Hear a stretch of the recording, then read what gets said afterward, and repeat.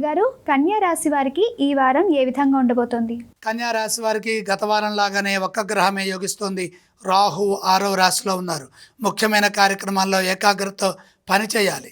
మనోబలం సర్వదా ముందుకు నడిపిస్తుంది. చంచల నిర్ణయాలు లేకుండా స్థిర చిత్తంతో ప్రణాళికలు సిద్ధం చేసి కార్యసిద్ధికి పనిచేస్తే 6వ రాశిలో ఉన్న రాహువు అనగా కుంభ రాహువు మేలు చేస్తారు. కార్యసిద్ధి కోసమే ప్రణాళికాబద్ధంగా వ్యవహరించండి.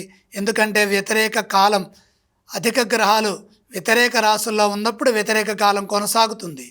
ప్రతి అడుగు జాగ్రత్తగా వేయాలి. ప్రతి మాట ఆలోచించి మాట్లాడాలి. ఆత్మవిశ్వాసంతో సకాలంలో బాధ్యతలను నిర్వర్తించడం ద్వారా ప్రధాన కార్యక్రమాల ఆటంకాలు తొలగుతాయి. సంస్కారవంతంగా ధర్మ మార్గంలో ముందుకు సాగండి. అపార్థాలకు అవకాశం లేకుండా స్పందించండి. నిరుత్సాహం రాకుండా వ్యవహరించండి. ఉత్సాహంగా ముందుకు సాగండి. ఆవేశం లేకుండా శాంతంగా, ఓర్పుతో, నిదానంగా సమాధానాలు ఇవ్వాలి. ఎంతమంది ఎన్ని రకాలుగా, ఎన్ని విధాలుగా మిమ్మల్ని విసిగించినా మీరు చిరునవ్వుతో ముందుకు సాగాలి.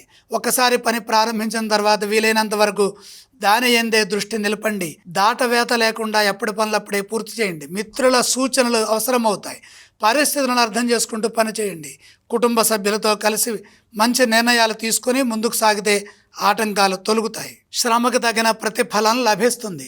ఈ రాశి వారు ఏ స్తోత్రాలను పఠించాలి? కన్యా రాశి వారు నవగ్రహ స్తోత్రం చదువుకోవటం ఉత్తమం. కన్యా రాశి వారు ఏ ఆలయాన్ని సందర్శిస్తే మంచిది? నవగ్రహాలను దర్శించండి. ఏవేవి దానాలు చేయాలంటారు? నవధాన్యం నవగ్రహాల దగ్గర ఉంచి నమస్కారం చేయండి.